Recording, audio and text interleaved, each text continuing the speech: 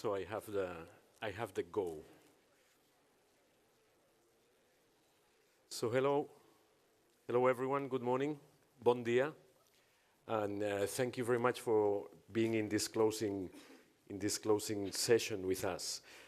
When we designed the program of this meeting, we were obsessed with several things. The first one too was to deliver a program in 6 months' time, which is quite a record time for a conference. Then to make it more meaningful and participative, and I believe we have been making some progress in this regard, and as well to open it to people that normally is not engaged in our conversations. And I believe we did that too, specifically with the Children and Youth Network that I will mention in a while. So I believe that the success or not of the conference is basically due to you. I would like to start to thank the philanthropical community for your participation in the program. First of all, you sent more than 70 session proposals. We had to pick not the best, but some of them, because many of them were very good, and to make the program a reality.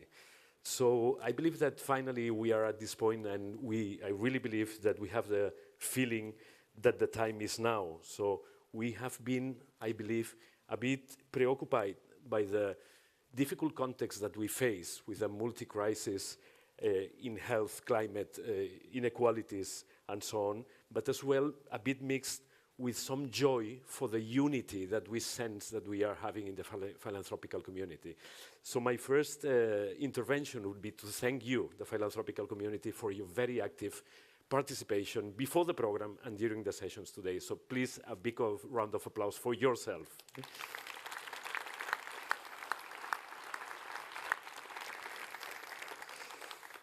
So I would say that the diagnosis has been done during these days. So interconnectedness of the climate emergency with conflicts, inequality, access to health, the necessity of being united in diversity and bring everyone together, the frustration of a part of citizens, how hope, but evidence-based hope, is key for the future.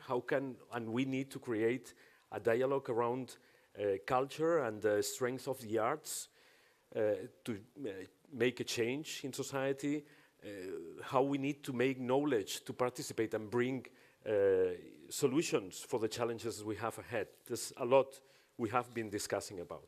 But you know, someone said at the beginning that hope is not enough, that the devil is in the details, and that hope needs hard work to deliver. So in this session, we were going to try to wrap up a bit the discussions that we had, but as well we wanted to bring in outstanding individuals that can bring in new perspectives to the discussions that we've been having.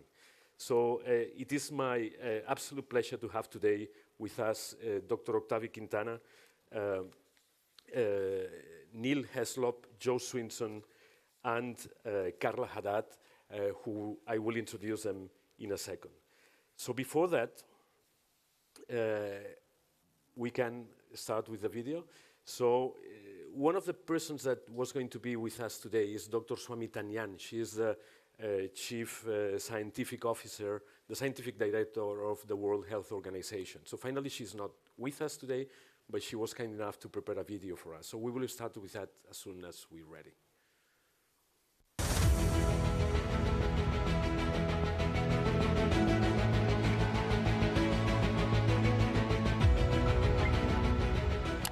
Greetings from the WHO. I'm Dr. Soumya Swaminathan, and I am the Chief Scientist at the World Health Organization. And it gives me great pleasure to be speaking to the Philea Forum, and I apologize for not being with you in person in Barcelona. I just wanted to reflect a little bit on the world and where we are today, and perhaps since I'm addressing a gathering of very distinguished philanthropists, and one of your thematic areas is One Planet, One Health. We at WHO have been thinking a lot about this as well, and particularly in the context in which we live today, when we have witnessed so much suffering over the last 2 years which continues. It was the pandemic, but it's also been all the different humanitarian crises that we've had around the world, increasing food insecurity, climate change leading to all sorts of natural disasters, and of course, most recently, the war in Ukraine. It's even more critical now to think about the future of our planet and ourselves, human beings, as the two are completely interlinked and intertwined and cannot be separated. As you know, we're at about the midpoint for the Sustainable Development Goals, which we have to achieve by 2030. And we have fallen far behind. Even those countries that seem to be on track to achieve some of the SDG goals now, after the pandemic, find themselves really having slowed down, in some cases reversed gains that had been made. What is clear now is the centrality of health as a precondition for development, security, and the need for health, equity, human rights. These have been highlighted by the impact of the pandemic.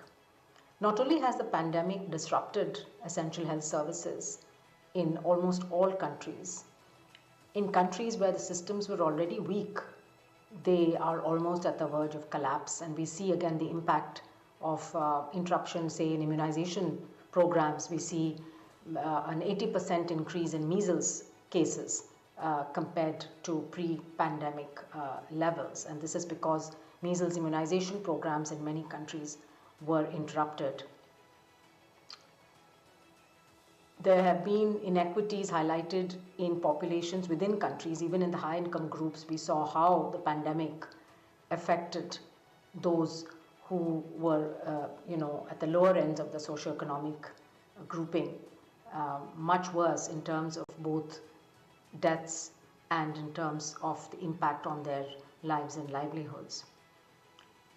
There is now, of course, a renewed focus on health, and this provides us opportunities to be bold and adopt new approaches to tackle both long-standing and new challenges. When we think about health, we have to think not only about the delivery of health care and the services, which we talk about when we say universal health coverage, but also we have to think about the upstream determinants of health, things like air quality, road safety, nutritious food. All of these have a much greater impact on people's health than even the number of hospitals or healthcare workers in a country. And so when we look at progress made in that group, what we call healthy lives and well-being, and the determinants and the risk factors, we find that there has been some improvements, of course, made in access to clean fuel, safe water, sanitation, and tobacco control. But in other areas, like access to nutritious food, for example, is leading to an increase both in obesity and malnutrition in many parts of the world. We've done these pulse surveys over the last 2 years, which showed that over 94% of countries reported disruptions to essential health services. So it all shows that we need to drive key environmental, social, and economic systems towards health and well-being. In fact, over 65% of the global disease burden can be prevented through addressing the environmental, social, and economic risk factors and conditions that impact health behavior. And all of these actions can bring massive gains in health equity, especially through addressing the rising health, social, and economic burden of non-communicable diseases. Non-communicable diseases are things like diabetes, hypertension, cardiovascular disease, neurological disorders, cancer. These account for over 85% of deaths in low and middle income countries. And even within rich nations, risk factors and burdens of these conditions are much higher among poorer and more vulnerable sections of society. We now also have recognized much more clearly the interconnectedness of global systems and the importance of One Health in the origins of disease. So our destination is for countries to reposition health as part of the national development agenda emphasizing the need to connect planets, people, prosperity, and equity, and also connect with animal health through what we call the One Health approach. So we need 6 major shifts to achieve this. First is really thinking about the planet and our health as one, decarbonizing and electrifying the health sector by supporting countries to ensure that all health facilities have access to the essential services of energy, water, sanitation, and that they're climate resilient with a minimal carbon emission and environmental footprint. So focusing on the health sector to become greener. Secondly, breathing clean air, driving the healthy energy transition, promoting air quality standards. 9 out of 10 people today in the world breathe air which is unhealthy, which is not meeting the WHO standards for clean air. We need interventions to improve air quality, especially in cities around the world, to provide awareness to both citizens as well as training programs to support ministries, not just of health, but also the other ministries which are involved in putting in place these interventions. Of course, civil society is also important. The third is healthy, safe and sustainable food systems. We need to support countries to improve diet and nutrition and ensure food safety, reduce the impact of antimicrobial resistance. So, like not to use antibiotics that we use in humans, not to use them for animals, and to reduce the impact and spread of zoonosis. We know that deforestation, for example, increases the risk of wild animal or wild birds and human contact, and this in fact increases the risks of zoonosis. And we've seen in the last few decades many infections which came from animals to humans, and this is likely to increase in the future. Food systems also need to look at environmental sustainability as well as at nutrition, and focusing on farming systems that also look at nutrition, not just at the volume of food that is produced, and access to nutritious food for people around the world is going to be absolutely critical. The fourth is around healthier mobility and healthier cities. We need to promote healthier modes of transport, walking, cycling, land use planning, these kind of interventions. The fifth is promoting well-being societies, which of course means that societies and communities, especially young people, are aware of and contribute to reducing all of these risks that we've talked about.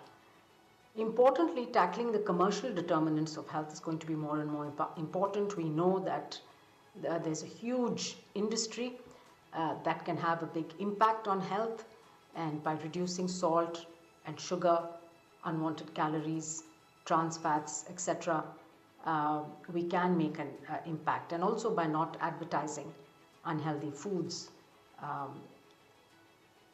This is similar to tobacco. We don't realize how much damage to health can come from unhealthy foods and beverages. And finally, of course, we know that we need peace for health. The number of conflict situations around the world has been increasing, and this of course impacts the health of people.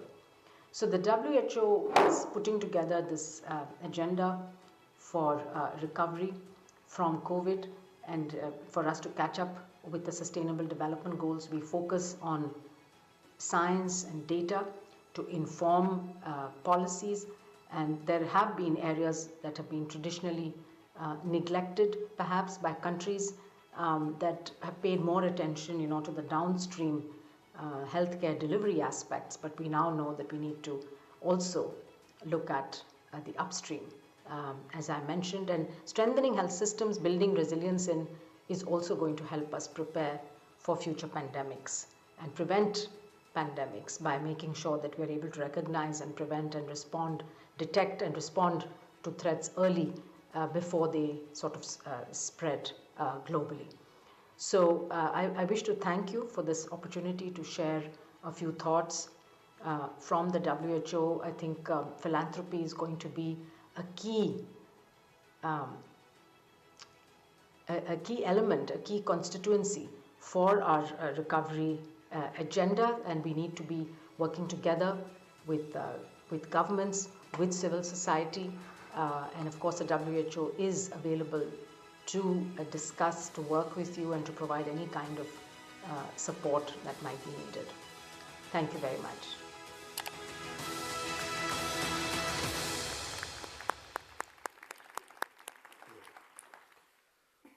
Well, thank you very much. So as I said, we have today with us Dr. Octavio Quintana from Prima, Neil Hillslop from Charities Aid Foundation, Joe Swinson, Director of Partners for a New Economy, and finally, Carla Haddad from UNICEF. Thank you very much for having accepted our invitation.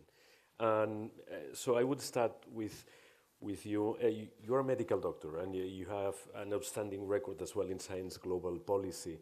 You were DG Research of the European Commission, and you were leading Prima. We would like to know a bit more what is the work that you do there in the intersection between climate, health, food security, and so on. And maybe as well, as a medical doctor, you can give us a comment on the words of Dr. Somitanyan.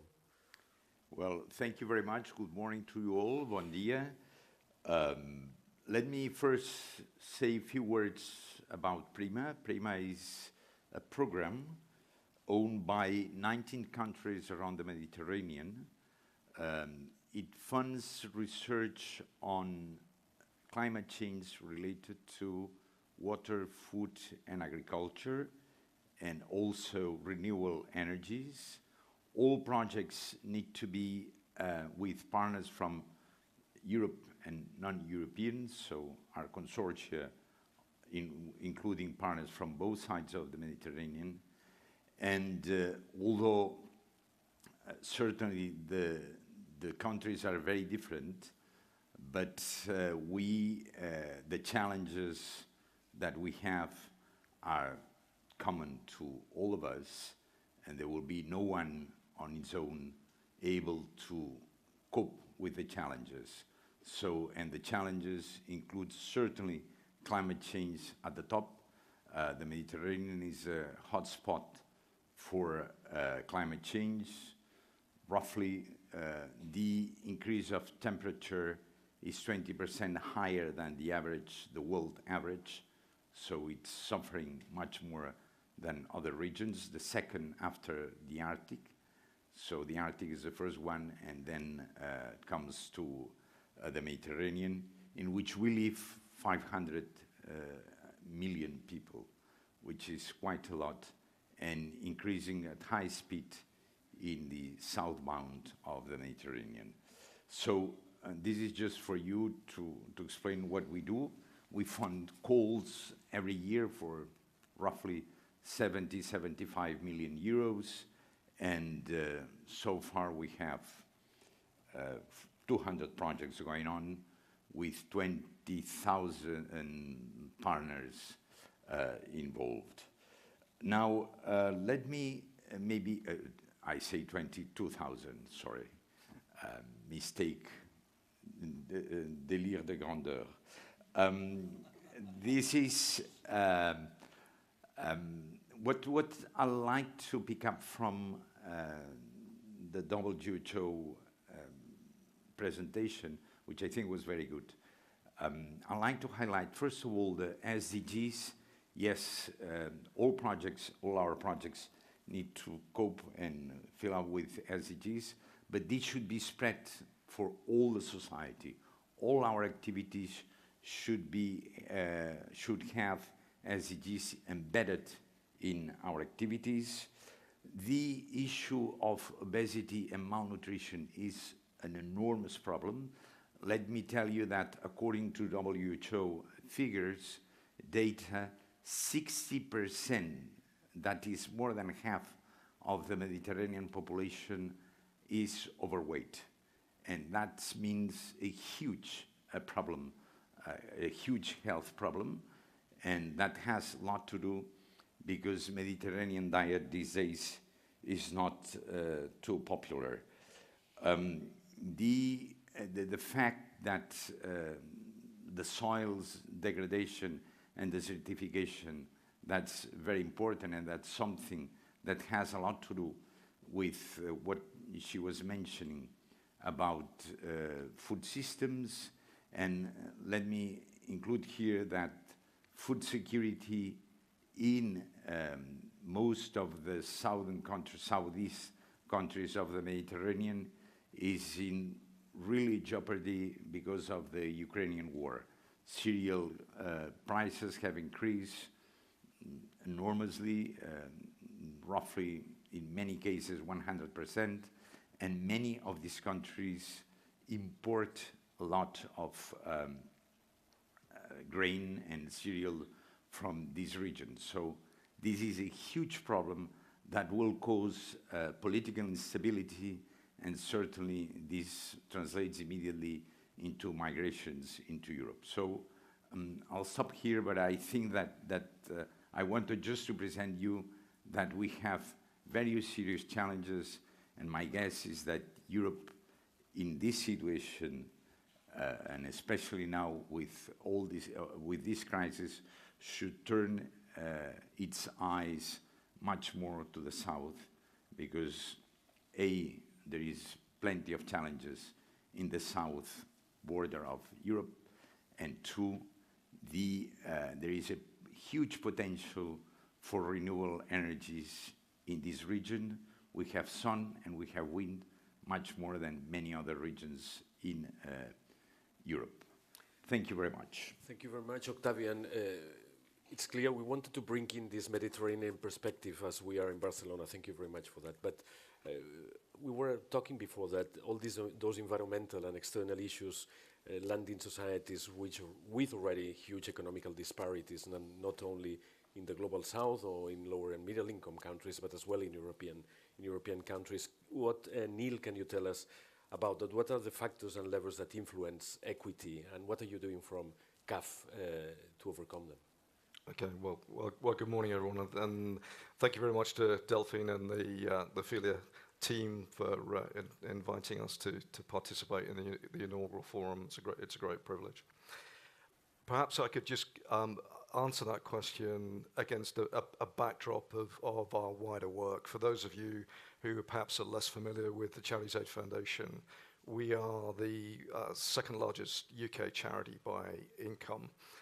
We are a group of UK, US, and Canadian foundations, but importantly, we also have within our organisation a specialist bank servicing the charity sector and providing investment solutions to support the work of our charity partners. We talk as an organisation about our purpose being to accelerate progress in society towards a fair and sustainable future for all. What that means for us is that with our donor partners, we encourage them, be they individual philanthropists or corporations, to give more and to support them to make that giving as impactful as it can be on the real long-term intractable challenges within society. For our charity partners, what we are seeking to do is to enable them to do more of their life-changing work with the kind of life-changing, lasting benefits that all of us aspire to. And I guess in this context, for the third thing that we spend a lot of time thinking about is engaging in the research and policy arena, such that we can reach out to policymakers in order that we may collaborate cross-sector and borders in order to try to inspire the kind of innovation that will help civil society to thrive and play a bigger part in dealing with some of these social inequities. What that meant for us last year is support of more than £1 billion, resulting in distributions of £958 million out to 100,000 charities in more than 100 countries. And I guess having joined the foundation 18 months ago, against the backdrop of Brexit and COVID and Ukraine, all in the last 18 months or so, what we've been spending a lot of time doing is how can we step up? The theme of this conference talks about the time is now. How do we play our part in growing sustainably the impact of both of our organization, but more importantly, in partnership with those that we work with. And I think what this period has done is it's taught us a lot.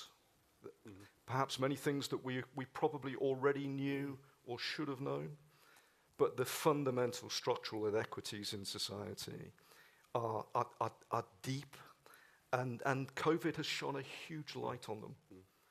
And the consequence of that is that perhaps in an economy, in a world that was dominated by concepts of financial value, this is a moment in time where human values perhaps have reasserted themselves. And I guess the challenge for our organizations and for all of us who care about some of the challenges that we just heard about is how do we double down and take that new insight such that in facing up to the climate crisis, that we move from a situation where values become truly valuable, and in so doing, elevates the missing parts of society to a position of greater influence in order that some of these great challenges can be addressed. And I think that's a call to action, actually, to all leaders in all organizations about what as individuals and as organizations we are doing in response to these extraordinary times. And I think some of the things that we've been thinking about is, yes, we have to think our way into a new way of acting, but probably just as importantly, we have to act our way into a new way of thinking. And it's by bringing those two things together that we can truly get at some of the racial inequities, the social disparities for people of color, people with disability. Those, as my colleague has already talked about, dealing in the global south. I should probably pause for at that point. Okay, thank you so much. That echoes a bit your call to bring human values to the center. The words in the opening plenary about human rights as well. Don't you think so? I think it all starts with rights. You asked about the factors and the levers. I think the legal environment, it is absolutely our bedrock.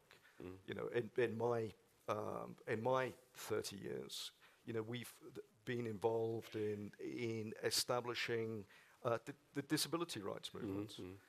The achievement in 2006 of the United Nations Convention on the Rights of Persons with Disability. These are really, really important steps forwards of progress. But if it stops there and doesn't actually meaningfully change individual lives at scale, then I think we're failing. And I think the data and transparency and leadership culture for all of those in positions of power and influence really at the heart of that. Absolutely. Thank you very much for that. We will go back to the issue of rights and disabilities and other diversity issues later. But before that, I would like to jump onto Joe Swinson. You studied in London School of Economics and been an MP for 12 years, I believe, and work for an institution now that tries to work to generate a systemic change in the economic system. So how do you see, what can we do to change the economic system and how your grantees do that? I believe you have outstanding examples here. Thank you very much. And I'd just like to echo what others have said in terms of, huge thanks to everybody that's been involved in organising the event. I'm sure many people in this room were there last night at the Science Museum with the fantastic exhibition, who can forget the ballerinas on the wall. But one moment of that really stuck in my mind. We were being told about the sun and the different research that is being done about the issue of solar flares and the magnetic interference that creates, and how it once created the northern lights to be seen in London. But also that this could be absolutely devastating for our society, and that's why they're tracking it very carefully. And I thought, well, do you know what? That's not even on our list of things to be worried about that we've been discussing at this conference. It can feel quite overwhelming, quite how many crises seem to be hitting at once, one and then another and then another. And we've heard, I mean, so movingly from Ina and Eugenia, who traveled from Bucha, about the impact of the war in Ukraine on people in Ukraine. We've heard about the food spikes, the energy price hikes, the way in which that is, for so many people around the world, causing them to struggle to be able to feed their family, to be able to heat or cool their homes. And that's on top of all of the climate crisis that we see, and the evidence of it already hitting various areas. And indeed, that's only one of many, many environmental crises. You know, we're in the beginning of, you know, the biggest mass extinction, it looks like, in history. And as you rightly say, Neil, you know, COVID has shone a spotlight on the inequalities that exist in our society. It's not only shone a spotlight, it's also made them worse. If you're poor, if you're a woman, if you are a person of colour, you know, if you're already in a marginalised group, you have found your situation has relatively got worse as a result of the pandemic.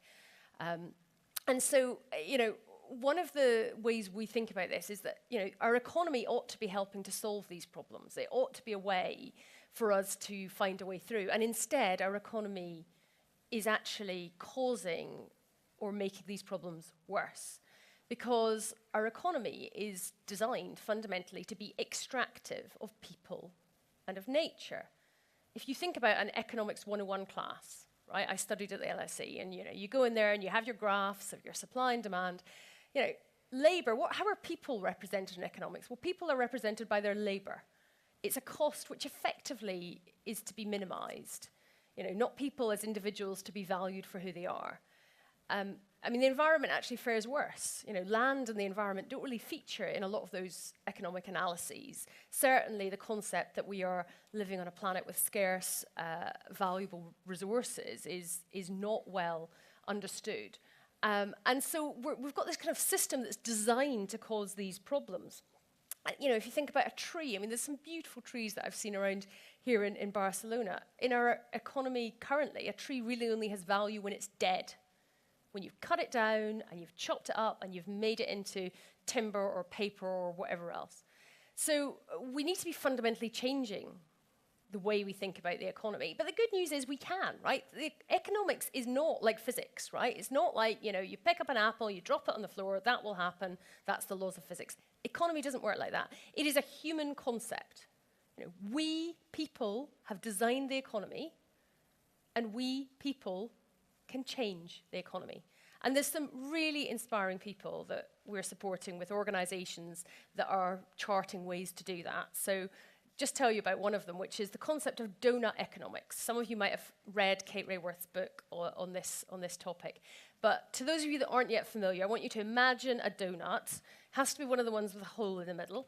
So the inner ring of the donut is human dignity, meeting the needs of the human population on the planet. And you have to make sure that you at least meet that, you don't fall short.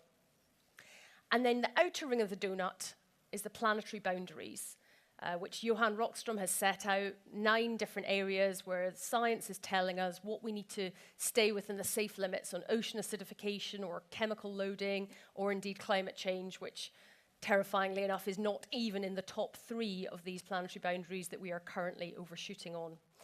And the goal of the economy should just be to land in that middle zone, that Goldilocks zone, if you like, where we meet human needs and we do it within the limits of our planet. And that's a totally different way of thinking about economics. And Kate Rayworth, she's got an NGO, she's set up her non-profit organization. They are putting that into practice. They're working with cities like Barcelona here. Amsterdam is probably the most developed, to find the ways to change how government operates, how business operates.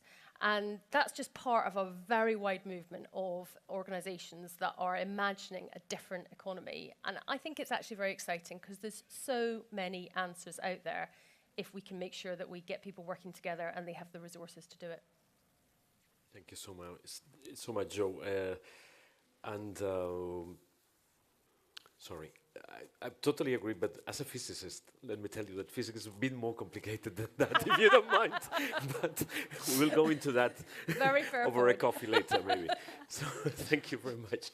So if I may, Carla, thank you very much for being here, bringing the voice of UNICEF and the amazing job that you've been doing, specifically, for example, for the COVAX initiative. So we've been discussing about, the interconnectedness of the different crises and the need of collaboration of foundations and philanthropical institutions with other multinational institutions and other public authorities. What can you tell us about that, please? Thank you, and thank you for having me here. It's quite inspiring. I'm taking notes of the sound bites I'm hearing here. I'm sure many others are too. Let me start maybe where we left off so I connect with what was said. When the pandemic hit, something happened in the world that we all sensed, and we call them tectonic shifts in the behavior of the private sector.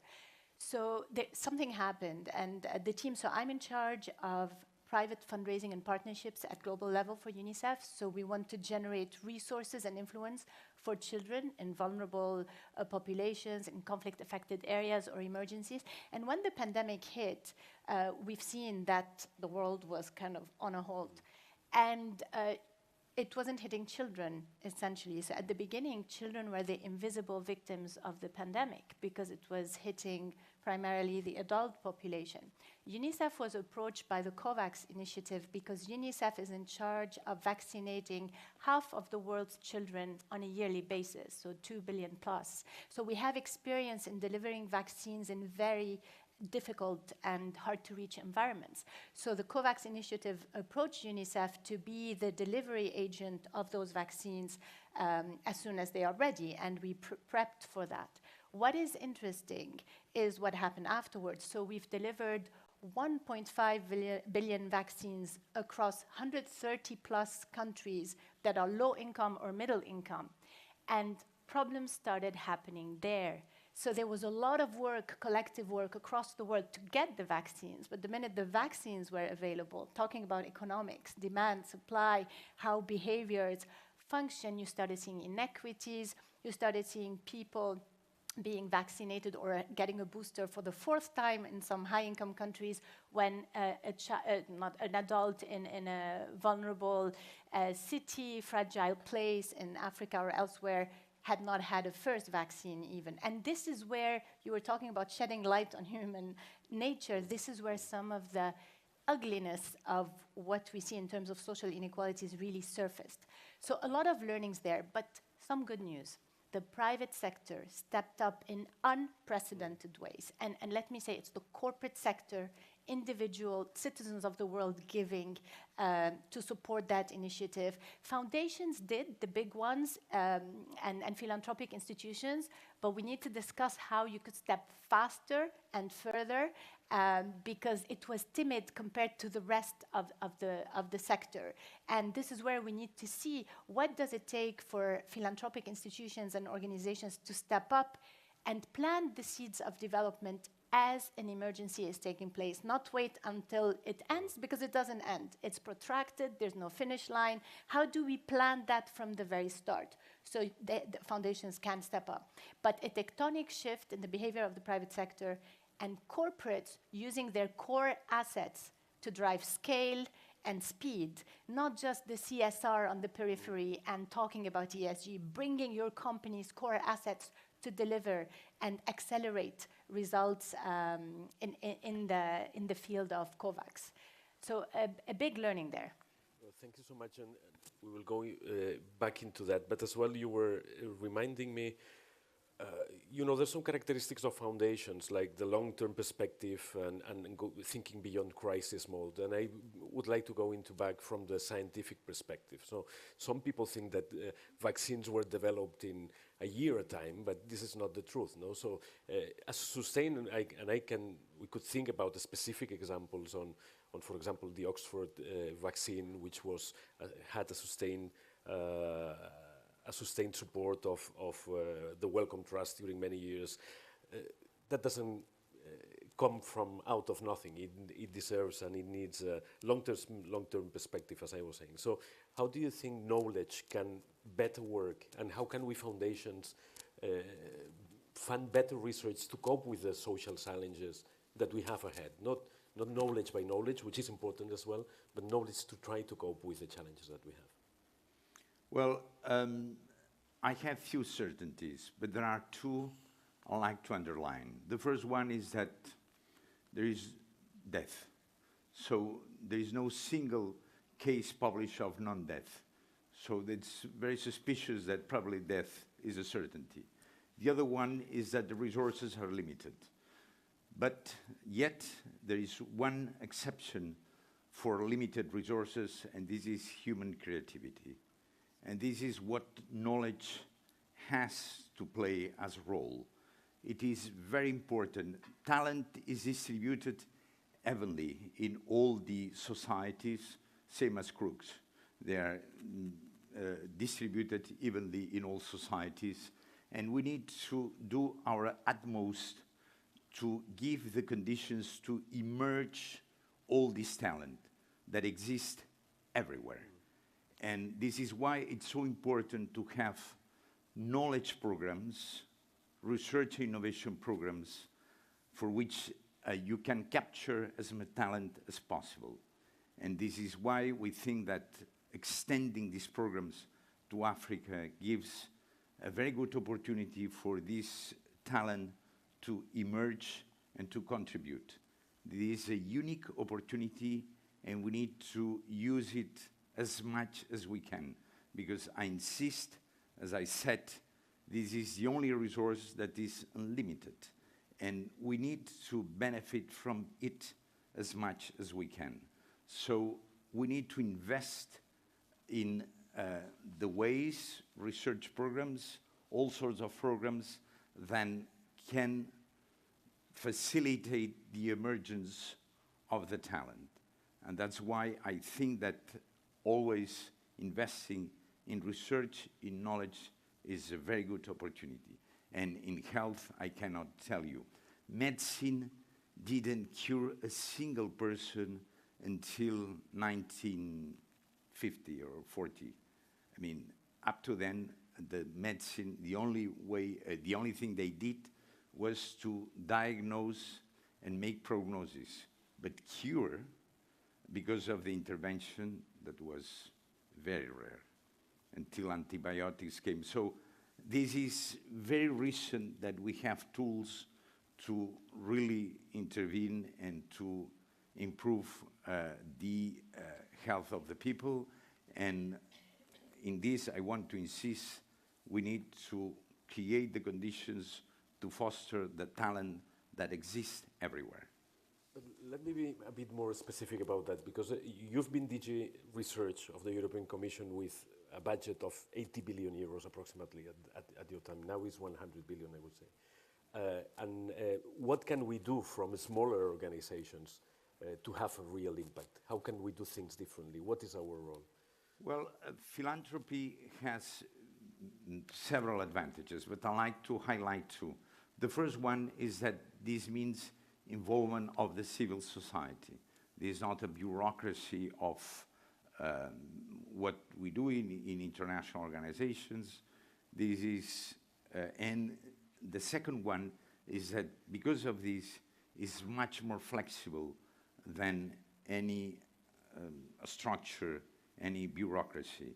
So for these reasons, I think that it has the opportunity to react very quickly when the need is identified. And it can react quickly with relatively simple tools and creating and spotting when there is an opportunity here and there, and can create and has the ability to create big alliances that for international organizations they are much, much slower, and here we are represented, two of them. We know how slow and complicated is to move from our safe frames of work. Thank you very much. So, Cesar, let's go back to the issue of the other strand of the conference, as you know, is unity in diversity. And you have had, Neil, a very successful career, both in business but as well in the charitable sector, specifically fighting for the rights of people with disabilities. And you have also a visual impairment yourself. Can you tell us your personal experience, and so we can learn out of it? Yeah, sure. So my personal experience was I lost my sight in my first year of university and became blind. And I had the great good fortune at that time to be surrounded by, family and friends and universities who provided a tremendous support network as I made that adjustment to learn Braille, to figure out how I was going to complete the law degree that I was taking at the time. So I think what that experience really emphasized to me was the criticality of the environment in which you are having that experience.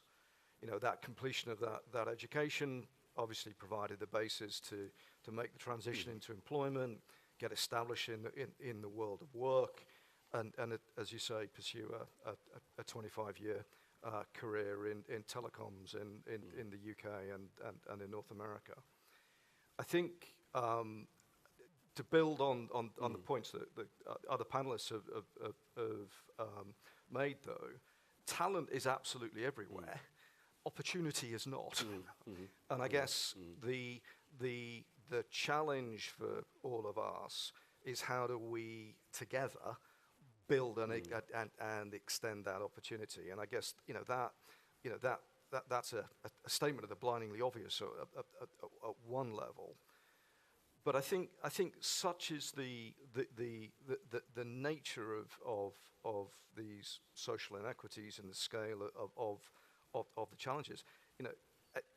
Agility, speed matters, and I guess what I would reflect on is as we are seeking to plan and then deliver the interventions that really make the difference to an individual like me or any countless individuals in marginalized groups.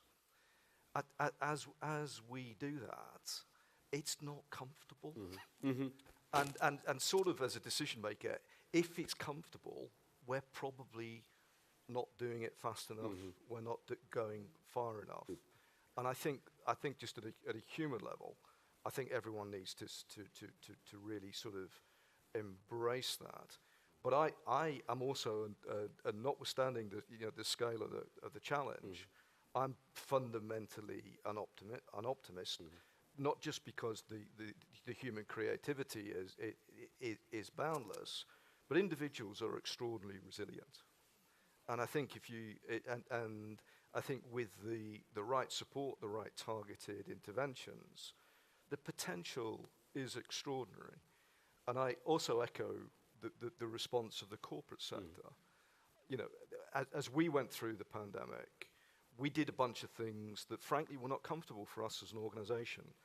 We partnered with the financial services sector who said, we want to do something. And they brought £80 million to do it, and they wanted to do it now. And then that gave us the opportunity to talk to the government who added their heft and their resources to it. And the consequences for us was we were able to put a resilience program together to support several tens of thousands of organizations just survive the shock, adapt, and many of them, because of the changes that they've made, through resource, but also through that creativity that people talk, and opening themselves up to new and different sources of talent, many of those organizations are making a far bigger impact today than they thought was ever possible. And if you'd spoken to them before the pandemic, they wouldn't have believed that they could. And I think that's a really interesting observation for us to reflect on. Absolutely. Thank you very much for that. And maybe, Joe, you can comment on the collaboration with the private sector. You supported the gender pay gap through impulsing pay transparency in large companies. How was your relationship with them?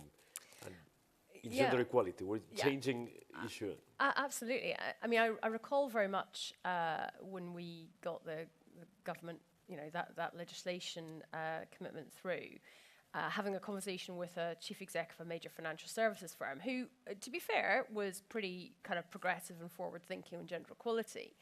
And I remember him saying to me, with the kind of legislation on the gender pay gap transparency looming, and he said, well, we've got this now, we're really keen, it's a priority for us, we're going to get the gender issue sorted in the company within 5 years. And I have to confess, this was back in 2015, I was a little bit skeptical of the idea that you were going to solve that problem within 5 years, because it's a systemic problem, and there's a lot of things which are within the power of a company to try to solve, but it's also a societal issue as well. 7 years on, their pay gap is 24%, their executive committee is 3/4 male, their board is more than 60% male. So, I think we shouldn't underestimate the challenges, but that systemic nature, I think it's important for us to recognise in philanthropy, because the one thing I think, if I look back at my time in government when I was responsible for these issues, is it's too siloed. You're looking at the gender pay gap over here and how to encourage more girls to take maths and physics at school over here, and what to do about women's pensions over here. And actually, it's a broad systemic issue that cannot be siloed. And yes, there needs to be individual initiatives. You need to attack the issue from lots of different places at once, but you also need to have that holistic overview. And I think government certainly needs to get better at that. And I suspect that philanthropy does too. Thank you very much. And what can we do from UNICEF? You have other examples of collaborations among institutions. Could you please? So I'll pick up where Joe left off. I think we're all struggling with the silos, and when the issues are multi-sectoral. And if you look at the war in Ukraine now and what is happening in Ukraine proper and the neighboring countries, but also the far-reaching impacts that were mentioned around the food insecurity, the situation of refugee children on the move, the risks they're incurring. If you look at all of that, you look at the pandemic, if you think of the pandemic and the fact that children were the invisible victims, how many children were out of school? What is the situation of young people? How do we help them transition from learning to earning? We have huge global wicked problems. Learning poverty across the board, development reversals that will, back to what WHO was saying, we are very far from reaching the SDGs. We have 9 years to go. And all these compounded crises of climate, conflict, pandemic, all together beg the question of how do we invest in our health systems and strengthening them, and how do we invest in prevention, in preparedness, in country readiness. These are not very attractive to invest in because the results will not come immediately. It's really patient investment, and you will yield results years later. But how do you connect that long-term work with what is happening now and break the silos? This is the big issue, and I think today, if we look at a simple example from the field, a young girl out of school is immediately at risk of early marriage, and her life is over. What can you do about that? Children out of school do not have access to nutrients or to a meal.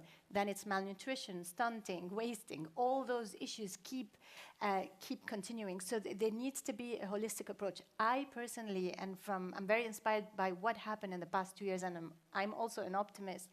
I think we really need to leverage the power of the private sector in an intentional way, not just on the periphery. And it's happening. But then what does it take for our organizations? You were mentioning the organization you represented, the one I'm in, we're big institutions, slow to move, as you say, but then also we need everyone to move faster, and we need the private sector to be part of the solution for the SDGs. No government can do it alone, no institution can do it alone. And it's easier said than done. There is some hope, but it requires intentional collaboration and new ways of working.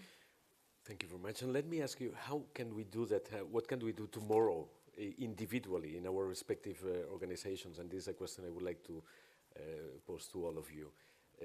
Normally we speak from here, like from a very institutional point of view. So we're talking to high executives or CEOs of foundations as if we could, but many of us are simple program managers, not simple, but program managers that care only about a little thing, and maybe we have some grantees that have some influence, so we can work with them and spread the word, let's say. So what can we do?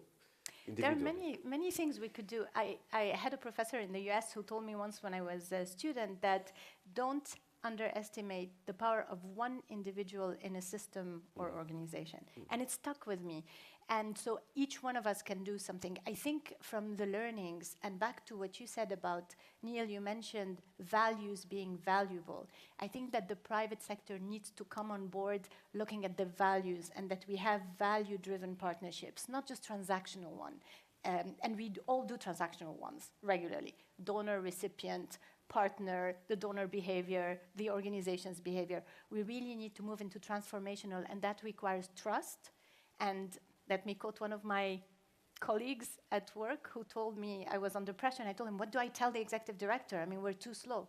He told me, tell her, we move at the speed of trust. And I loved it, because that's what we need. We need to build that trust to break the silos. Intentional collaboration and a sense of urgency. There is a huge burning platform around us. Could I just add? Sure. That phrase about values becoming valuable is not mine, but it comes from Mark Carney, who was the former governor of the Bank of England and now UN advisor on climate. And I think some of the what you've talked about the intentionality of the private sector. You know, Bloomberg are now saying that of the the 140 trillion of the world economy, some 53 trillion is looking for an ESG lens. And there's all sorts of cynicism about ESG, but we are the S. So if we can tell stories to, both individually and institutionally, that taps in to what leaders in the private sector are identifying as their need. You know, they've got families and kids as well. and they are wanting, many of them, for their organizations to play a bigger, more impactful role in delivering for both the people and the planet. Somehow we've got to find a way to put the two things together.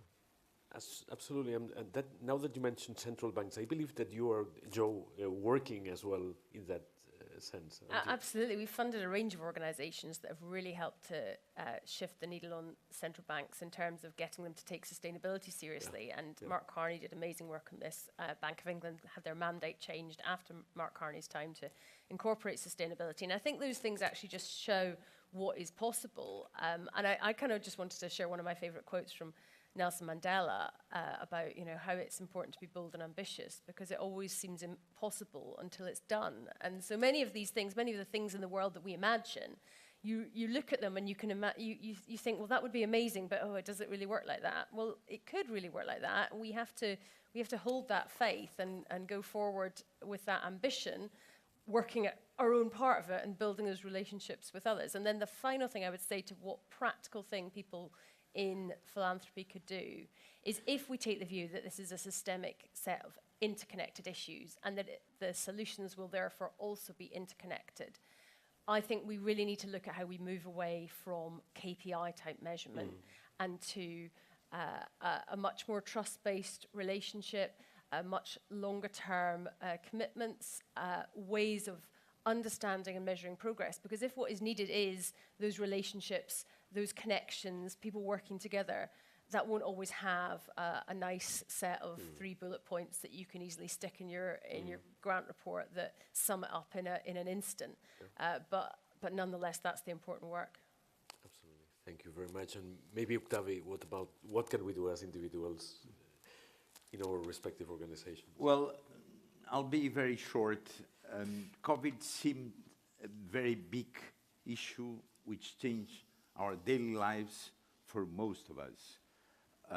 Climate change is 100 times more important, will change our life much more than COVID, and it's much more serious. Yet, we don't react as we did for COVID. So, our efforts should be geared and directed towards raising really awareness and trying to make the changes that will allow us to cope with climate change. And this is, for me, the top priority, because it would be much, much more important than COVID. We experienced COVID, but it's like a kid joke compared to what we have ahead of us. And this is, for me, would be the message I'd like to convey to close this, saying that this is the top priority today. Okay, so I believe with that message we could finish this first session. I would like to thank you so much for your participation and for your presence here. Thank you very much. Thank you.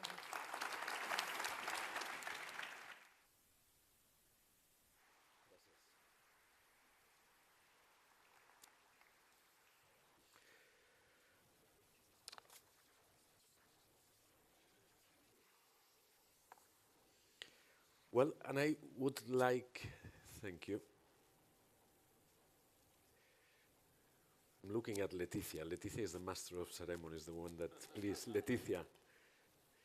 So I would like to welcome on stage. We have a little surprise. It is not in the agenda, but as you know, we have been doing quite a lot of work to engage people that's not usually participating in our session. So I would like to welcome Mariana Reyes and Adam Neira to stage, please.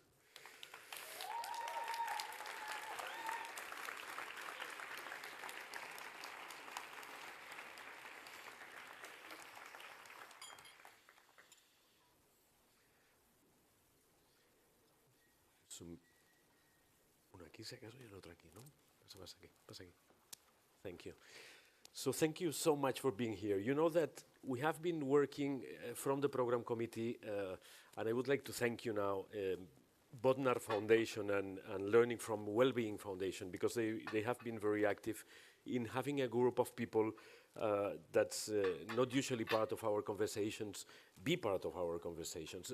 And at some point, debating with them, we were saying, okay, but that conversations do not have to stay only at the level that we usually bring them, but they have to come to the closing and opening sessions, and this is why we have our colleagues here. So, Mariana, you know that many foundations have been and are interested in working collaboratively with young people. However, they seem hesitant because we can see you sometimes as a risk. We don't know how to engage with you. It seems that you can bring opinions in that can change our scheme. So how can we really do that? And I would ask you specifically, you started a foundation or an organization which is called Yo Por Qué No in Mexico when you were 15 years old. And you couldn't register your organization, apparently, because you were a minor, which made it difficult for you to attract funding. What are donors missing out by funding young youth-led efforts, including those that are not officially registered, please? A question that we received a lot during these 3 days was, how do we get to different young people? Why? Because foundations build their youth participation programs, but at the end, they end up being the youth participation programs for people over 23 years old that already hold a bachelor's or a master's and have other resources for participating. And so we're missing out on a huge group of people, of young people, that also have a very valuable voice that deserves to be heard in these spaces. And there's also this belief that maybe we're not reaching them because they're not organizing. which is false. Young people from different contexts are organizing, but perhaps the way they're doing it is not the traditional way of a raised organization that we view. They're doing it in their own terms. One of the reasons is, like the one you mentioned, when we're minors, we can't register. It is expensive to register a lot of the time. And so that's a burden for young people to become part of these spaces. But another one that's very, very important to understand is that a lot of young people don't do it because they don't want to, because they have their own way of working, because that's what works with them. We do not function the same way as foundations and big organizations do. An example I want to give from our work in Mexico is that something that we've done in the organization is work with adolescent girls, 13, 14, 15 years old, in a program that we like to call our clubs. And so they organize, sometimes in small Mexican towns that have no feminist activity, and they're the ones pioneering and innovating within their environments, and they do it in this very youth-led, flexible space that we call clubs. And we accompany them, and they're doing amazing work mobilizing other girls and doing political advocacy in a local level. They don't want to register. They're 14. They can't make a 3-year-long commitment because they don't know where they will be in 2 years. They don't want to threaten the collaborative, participatory, and decision-making spaces that they have built. That doesn't mean that they shouldn't participate, and that doesn't mean that they cannot bring something new to the table. Then, from the side of organizations and foundations, what needs to happen is that we need to deconstruct our way of valuable and meaningful youth participation so that we can open and we can include these people that have very unique standpoints and that deserve to be part of the discussion. We cannot ask them to give us their annual reports from the last 3 years to get funding because they'll never get funded. And that does not make their efforts less valuable.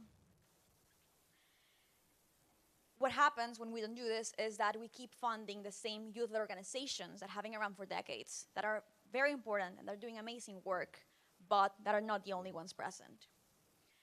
And so my call from this would be to encourage foundations to deconstruct the way they work with young people. We're often forced to act like mini adults. We come to these spaces and we have to pretend and fit and model the way that we are used to working to maybe appeal to what foundations are looking for. But I feel like this, if we want it to be meaningful and if we want real collaboration where both parties are learning, means that, yeah, maybe we have to learn a bit about the work of foundations, but foundations also need to deconstruct and learn a bit about how we're working and how is it that together we can build something more productive. Okay, thank you very much.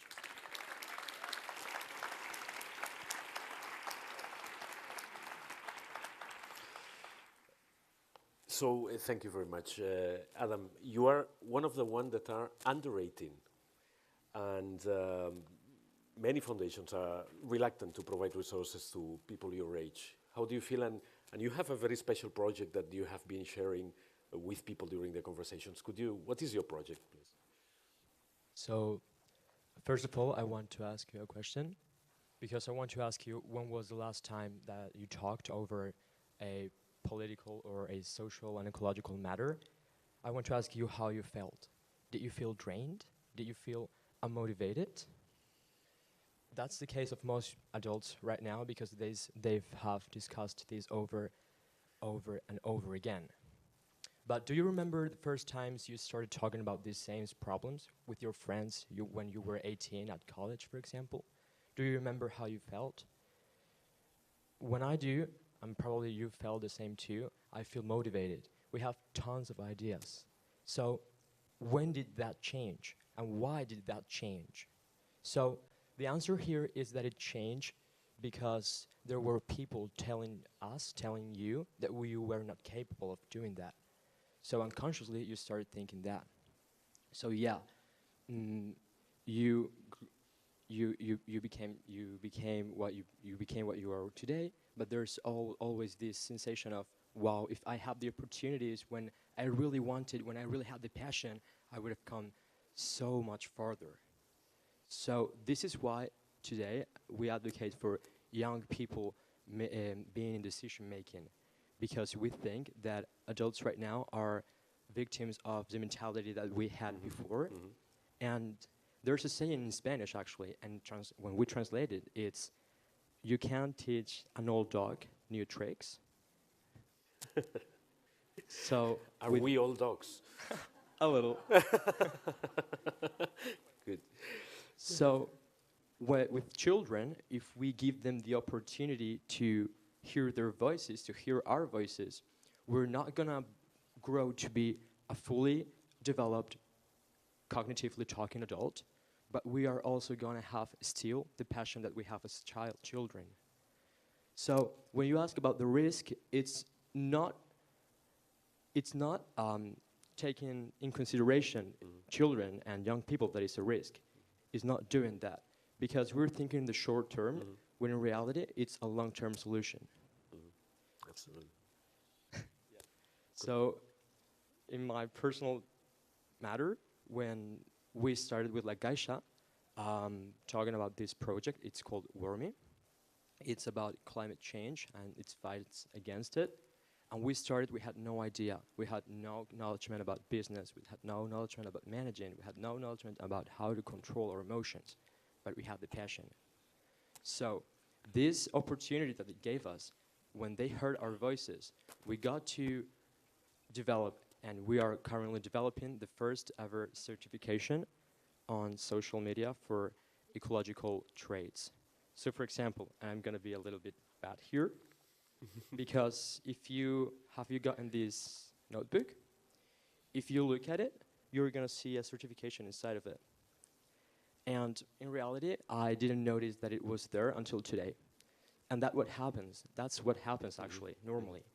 So we said, if we want to make the change, we need to make give this visibility. We need to put this certification on social media so it doesn't become a plus.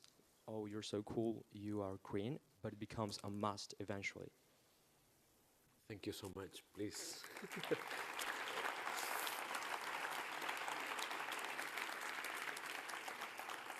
Adam was mentioning the education program of La Caixa Foundation. So let me ask you one other thing. You've been participating in everything. So you came the first night and you were yesterday at La Caixa.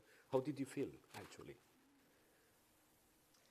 I felt I felt hurt, because when I first came here, I thought that adults were not going to pay attention to me. But actually, I met quite surprising people that heard to me and said, we need to hear voices like yours and people like young people, because you speak with passion, you have objectives, and we're tired of talking over the same things with no solutions. And when I heard that, I felt that it was my responsibility to keep going and to being heard by the adults. It gave me motivation to keep on my projects. Mariana. In that area, I'd like to highlight something that occurred during the 3 days that we were here. At the beginning, we arrived here and we were joking about how unintentionally we ended up being in a corner during the lunch, just sitting by ourselves, speaking with other young people while the people taking decisions were somewhere else.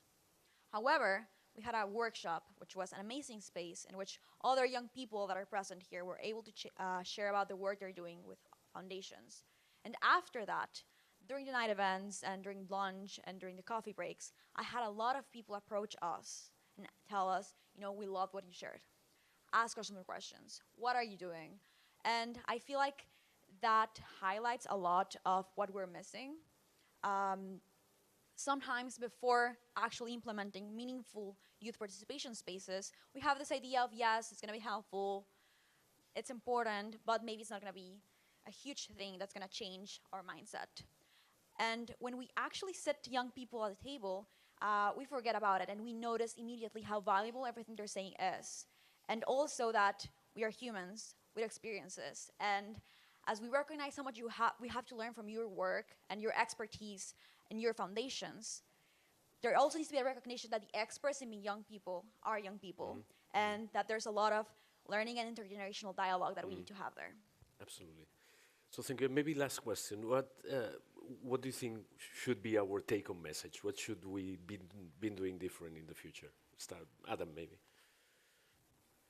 Well, I think what we should do in the future is get something clear, and is that, for example, I am 17, I can't drink, I can't drive, and in a couple of months, that will be my right. So it's understandable that I can't do it now because it's for my safety. But I have two restrictions. I have to meet a certain age requirement to apply to be a part of society, and I don't understand why, because it's not putting me in a safe place. If I'm trying to apply for a project and I want to make my project seen, and they require that my age is 18, they're saving me from myself, from my willing to help the world and make it better.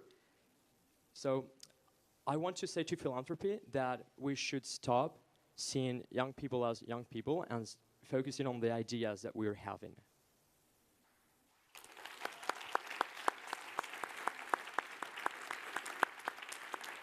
Mariana. I'd like to start thanking everyone that approached us to express their huge interest in working with young people and children, the way they recognize how fundamental it is. And I'm thanking you by also choosing to be honest and saying that as big as they are, good intentions by themselves and solve world problems. And we can't even say that actions solve them, because a lot of us are taking actions and maybe they're not the correct actions. And so, another question that we were also asked a lot during these 3 days is, one, as a young person, what do you envision the future to be? What do you want it to be? And also, are you hopeful of the role we can play in it? I think that this should be a joint question.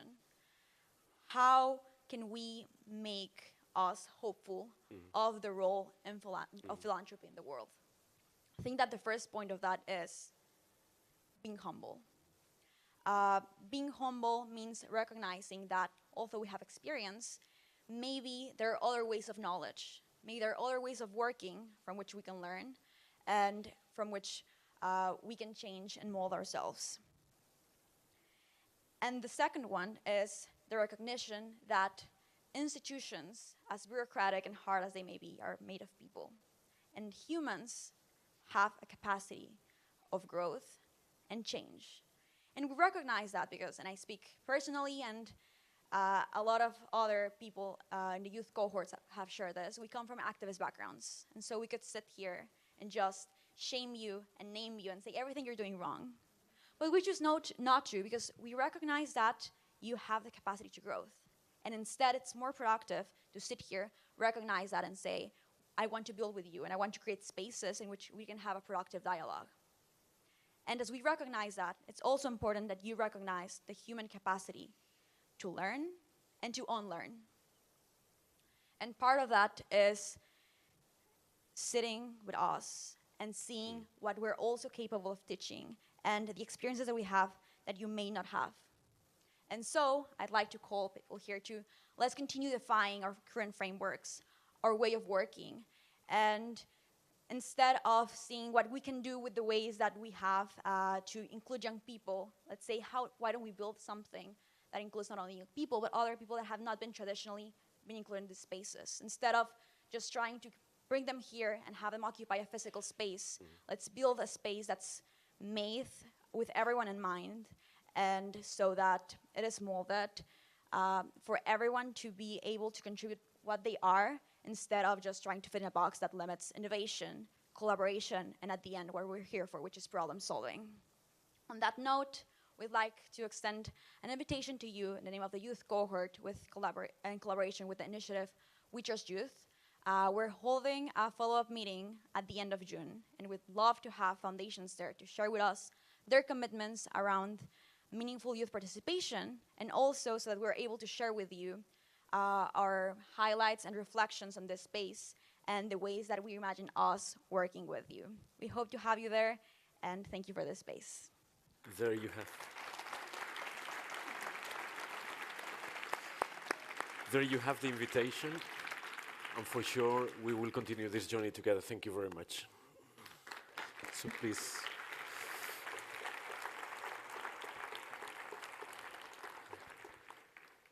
I'd like to invite Angel Fon on stage.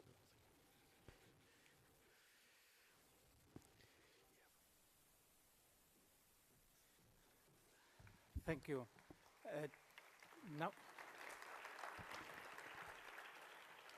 Now is my pleasure to invite Mr. Javier Solana to address the last words to this Congress, to this meeting. Probably it's difficult to introduce something like him. For me it is, because I heard from him that his primary definition is to be professor of fundamental physics, and it is. But as probably you know, he has had a very intense and large public career with a lot of ministerial responsibilities in the Spanish government, a lot of time also building Europe from the European Commission and from multilateral institutions. So it's main, but after that public long period, he also took a lot of time to invest in philanthropy, and he was member of the Board of Trustees of La Caixa Foundation for a while, and nowadays is the chair of our scientific committee, pursuing us in this look for a new stage in the art of the science and health. So for all that reasons, it's my really pleasure to ask Professor Solana to come here to address some words. Thank you very much.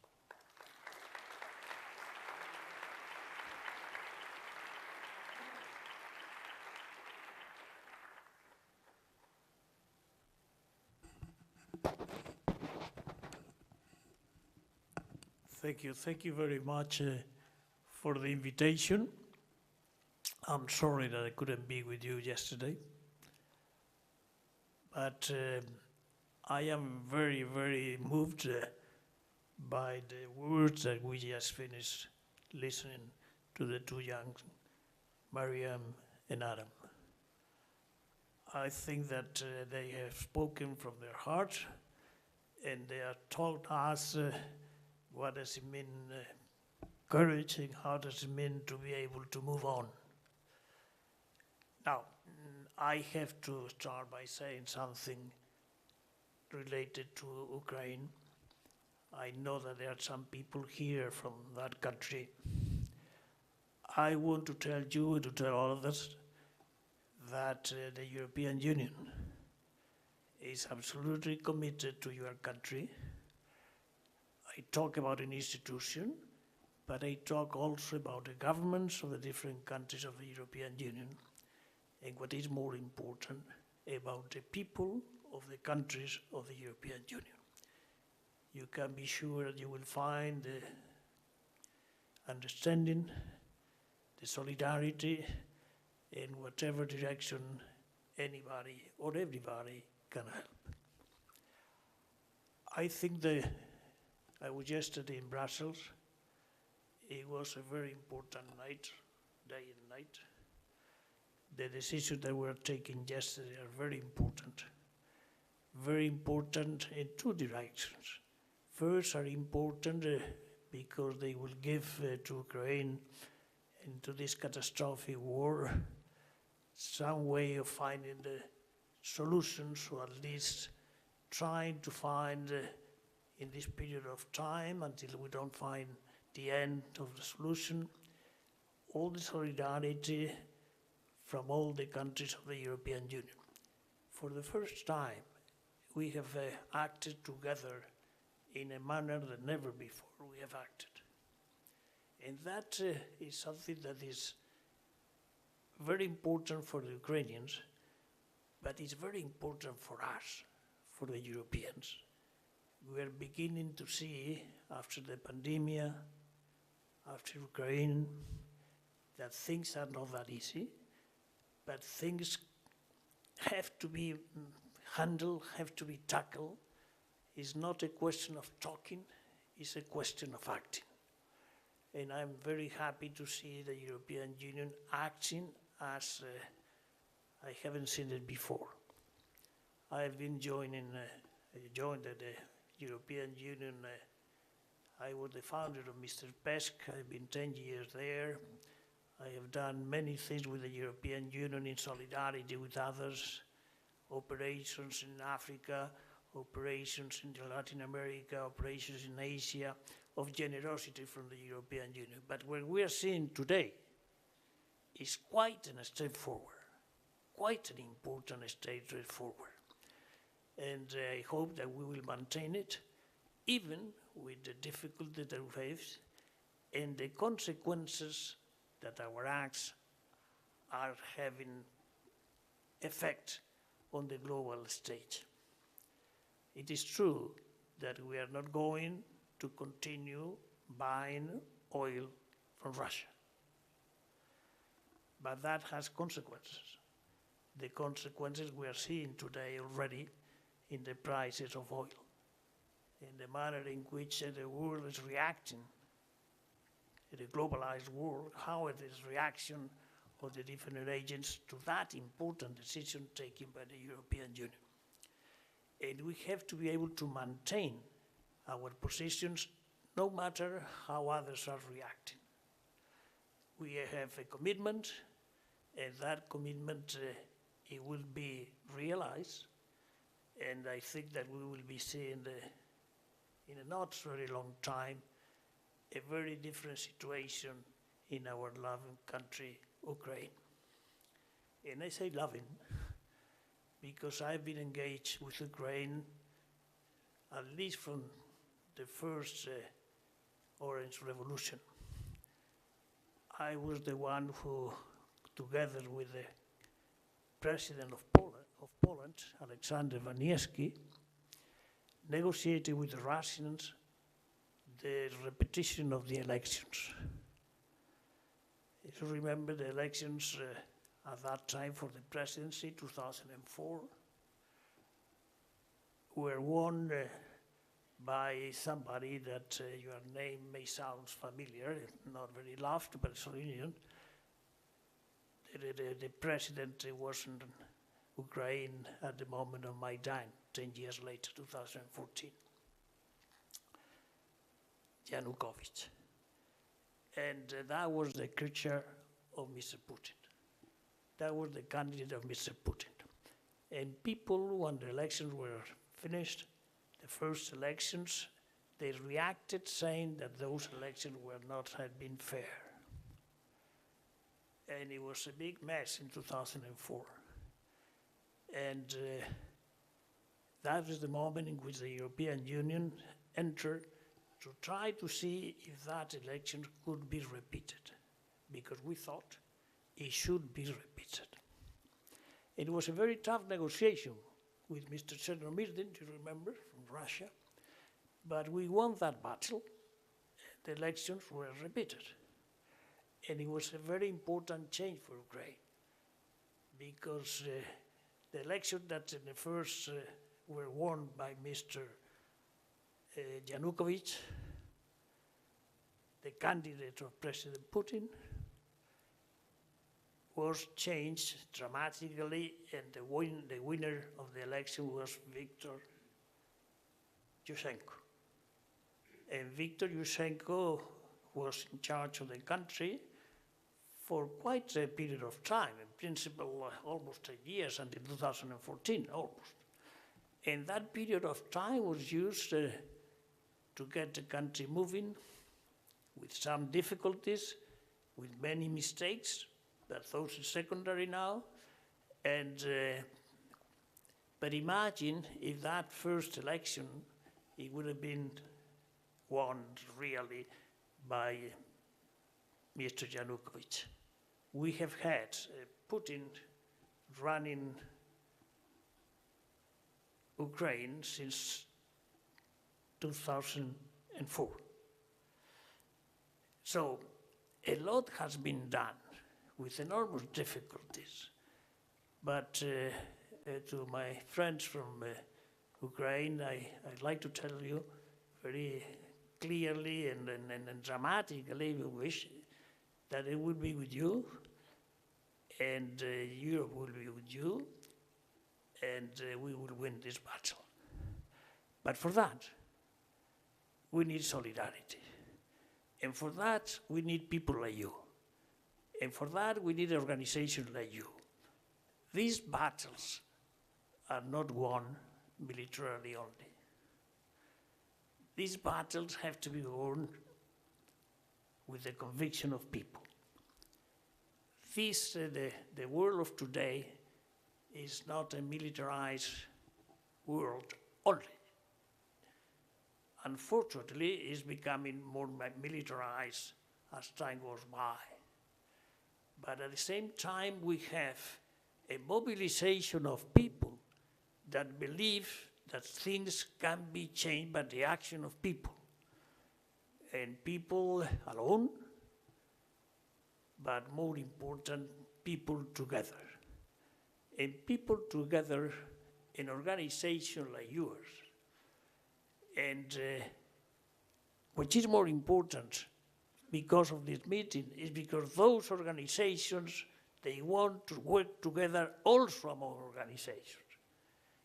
And the power of a person, the power of organization, the power union of organization, of federation of organization, like the ones who are here, is what we need. Europe will not be constructed all the way to the end without the engagement of people and without the engagement of the civil society. It's not a question only for governments. It is very, very important, the commitment, the solidarity, the engagement of civil society organizations. That is what Europe is about. Europe is not a monster which is there ruled by people in distance. Europe has to be a place where different countries, people from different countries, construct Europe bottom up. We have a fantastic construction already that you may call it top down. But we need at the same time to construct in parallel a Europe which comes bottom up.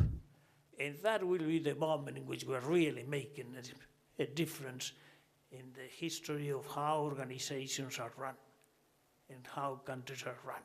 They are not wonderful moments.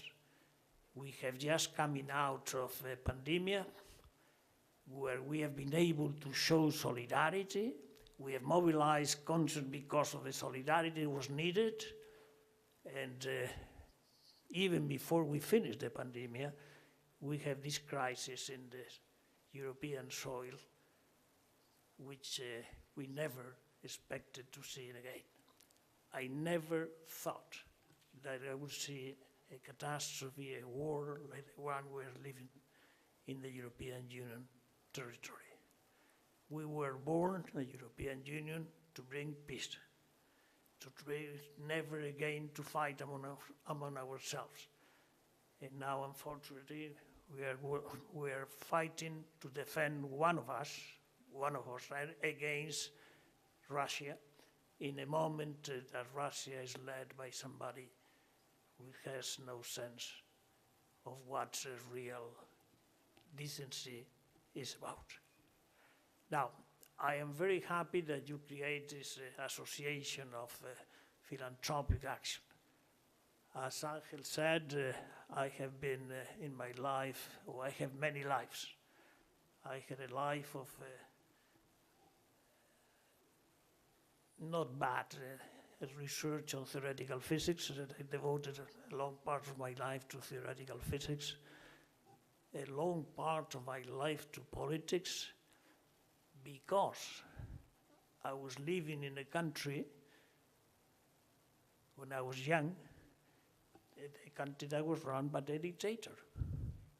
And the moment the dictator disappeared from the political scene, everybody was called to reconstruct the country.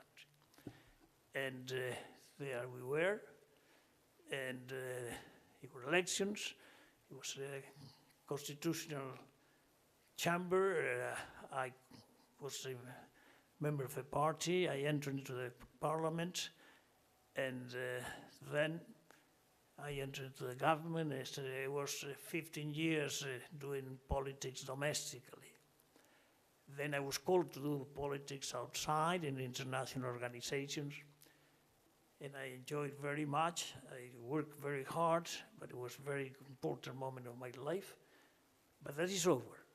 And when I left, I decided the thing that I would like to do most is to do philanthropy and to work with people, not alone, but with people that have the same feelings that I had. And I have the lucky choice, or the lucky moment in which I ran into the Caixa Foundation, and I've been there for 15 years, very happy, and try to construct what I think is your aspiration. It was my aspiration, and I hope will be the aspiration of many more people.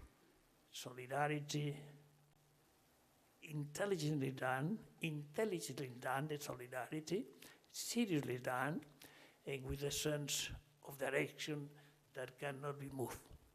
This is what we need today.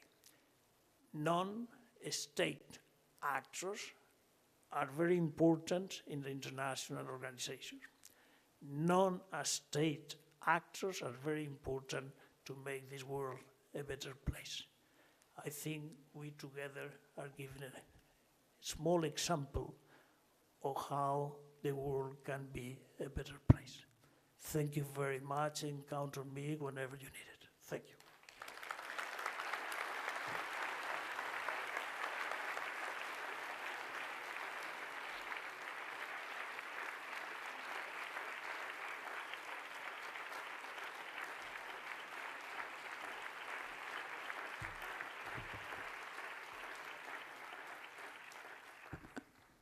Thank you, Professor Solana, for these inspiring words.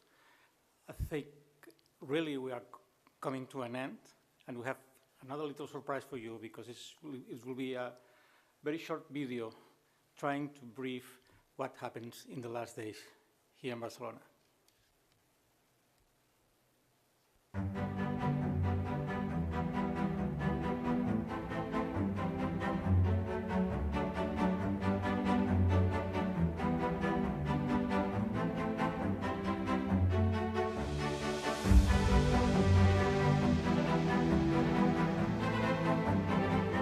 Welcome to Philea, welcome to Barcelona. We have a 3-day exciting programs, including 17 workshops, 28 site visits, 2 plenary meetings, 3 networking dinners, 7 satellite events, and I'm so honored that 736 of you decided to join us. We fully believe that philanthropy is a powerful tool. I'm sure all of us try to quantify the impact of our actions in society, and it is not an easy task. The time is now is by no means an exaggeration. We need all of us, Philanthropy United, to contribute to making that greener, more inclusive and better future. The Philea Forum is probably the most important meeting for foundations and philanthropical organizations. It's the perfect space to try to learn from each other and to act together.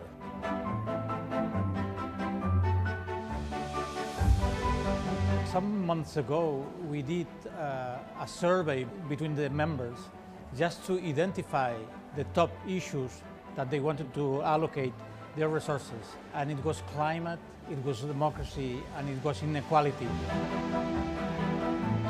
I think the climate challenge is not an environmental problem. It's a societal challenge which touches upon every aspect we as philanthropy organizations work on.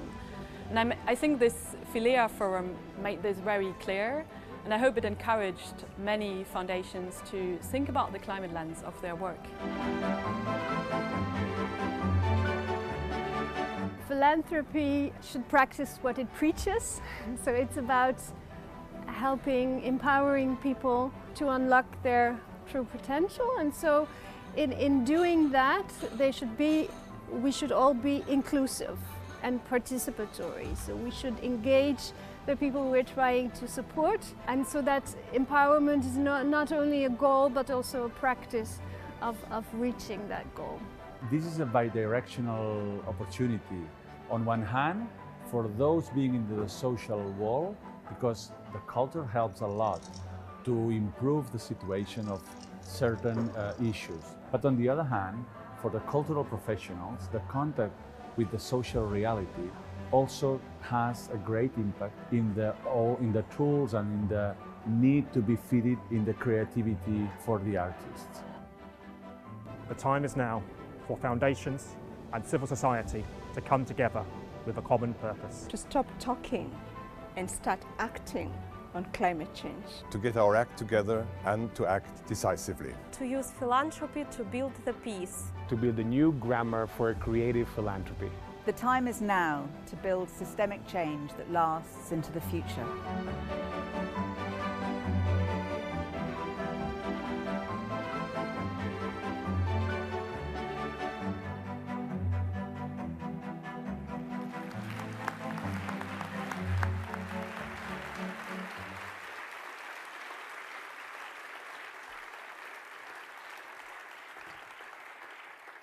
Nice memories in the video. It's time to say goodbye, but before that we have several practical things that we have to do. The first one is, as the video said at the end, is to say thank you to a lot of people. As I am very bad with that, I ask Nacho to do it. Well, there would be too many people to mention, so we won't do that, because as Ignacy said yesterday, I'm not going to explain Cosmo Caixa in 45 minutes. No? So first of all, we would like to thank the program committee. They have done an outstanding work, and specifically Bodnar and Learning from Wellbeing Foundation for all the work that they have done with the young group of people. Thank you very much, so an applause for them.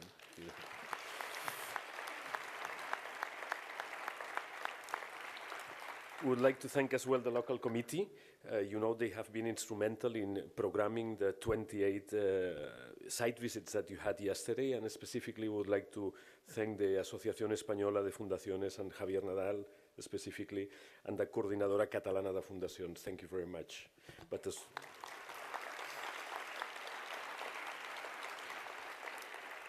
and as well the more than 20 organizations of the site visits. Then of course, the Philea staff. Without you, Leticia, Isabel, Marta, Gonzag, Gilberto, Letizia, etc., that would be totally impossible. Thank you very much.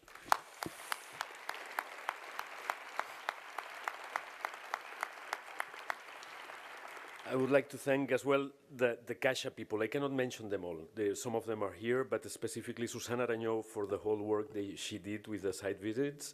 And then in every bus yesterday to the site visit, there was one person from the Caixa Foundation, so thank you very much to them, and to Ainhoa, Montse, Natalia, Ferran, Tanu, Maite, Ventura, etc. More than 40 people that work for the foundation. And finally, I would like, and I believe this is on behalf of everyone, to Delphine Morales and Angel Font, because the strength in governing the organization and letting us being here today and during these days. Thank you very much to them.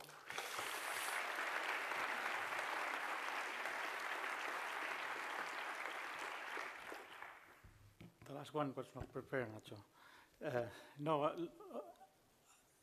Nacho forget something. We have to thank Nacho Lopez as a chair of this, the program committee of this conference, for your huge work. Thank you. Thank you very much.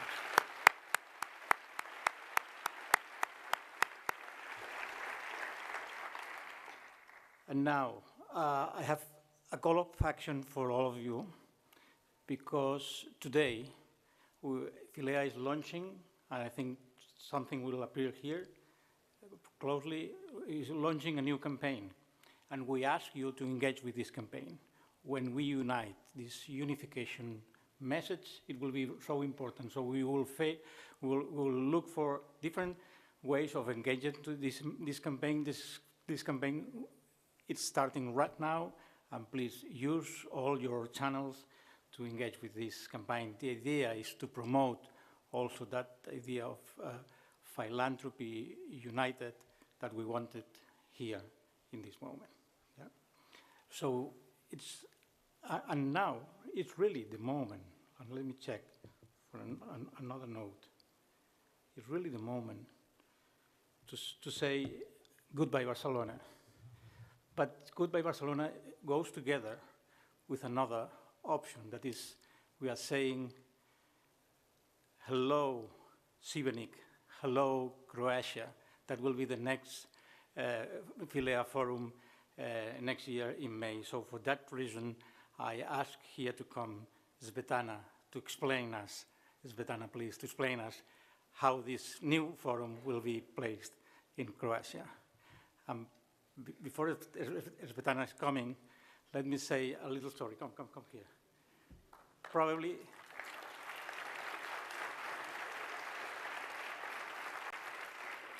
some of you know that cravats came from Croatia. You born that idea, and now the whole world is using. And this that I am wearing today, you can check it, it's from Croatia. Oh, so it's your time. Thank you. Thank you very much. Thank you for this opportunity. Angel, thank you. Thanks to Delphine, Philea team, and La Caixa team. It was amazing event, and you put the standards very high, so it will be challenge for us to reach that in Šibenik. But in a moment, I believe you will see the video that we prepared, so I will be brief. I just wanted to send a message of welcome to you with the slogan that we use as a motto and inspiring and inspiration for our work in the Croatian Foundation Forum. So the slogan says like that: you don't have to walk on water or be better than others. You have nothing more than anyone else does. But what makes difference are acts which leave in others your mark, your heartprint. So I welcome you very much in Šibenik with our heartprints. Thank you very much.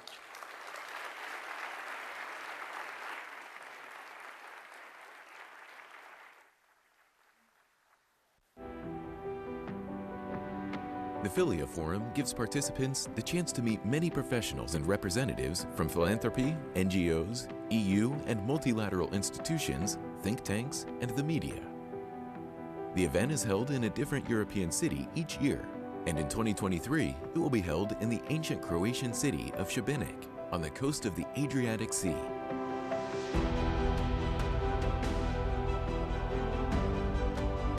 There will be three main topics of the forum: 5D societies, democracy, diversity, development, decentralization, dedication, upskilling for life, SDGs 2030. During the forum, we would like to enable discussion on how to compare the past and the future as they emerge in the present situation. The participants will exchange and brainstorm during the forum in sessions, workshops, plenaries, networking breaks, social events, and site visits, while the local staff will help facilitate these activities before, during, and after the event. Vidimo se u Šibeniku!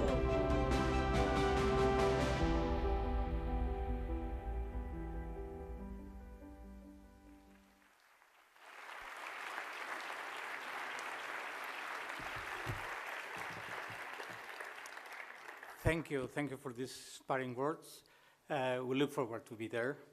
And as we will move from the Mediterranean to the Adriatic, to coast, let me finish completely this meeting just quoting Seneca when he said, if one doesn't know